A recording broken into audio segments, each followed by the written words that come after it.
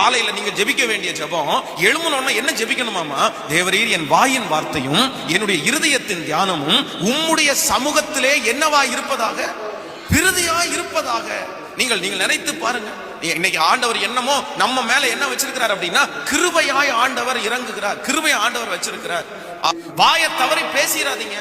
கோபம் வருதுன்னு எதை வேண்டும் என்றாலும் பேசிவிட வேண்டும் என்று நினைக்காதீங்க. உங்க பிள்ளைகளை நீங்க பேசிடாதீங்க. உங்களுடைய கணவனாரை நீங்கள் பேசிவிடாதீர்கள். உங்க மனைவியை நீங்க பேசிடாதீங்க. ஏன்னா வார்த்தை, சில வார்த்தைகள் சில மனிதனை உயிர்ப்பிக்கும், சில வார்த்தைகள் சில மனிதனை உயிர்ப்பிக்காது. என்ன செய்யும் தெரியுமா? சில வார்த்தைகள் சில மனிதனை கொல்லும் என்று வேதம் சொல்லும். நம்ம என்னமோ அறியாமத்தனமா இருக்கிறோம் அப்படின்னா அது பெரிய விஷயம் இல்ல, அது ஒரு பெரிய பொருட்டா எடுக்கிறது இல்ல. பேசலாம், அதென்ன பெரிய விஷயம், யாராவது கேட்க போறாங்களா, ஏதாவது திட்ட போறாங்களா, அப்படியெல்லாம் இல்லையே அப்படின்னு நினைக்கிறோம். இல்லவே இல்லை. ஆண்டவர் எதை மிக அதிகமாய் கவனிக்க சொல்லுகிறார் என்றால், உன்னுடைய வாயின் வார்த்தைகள்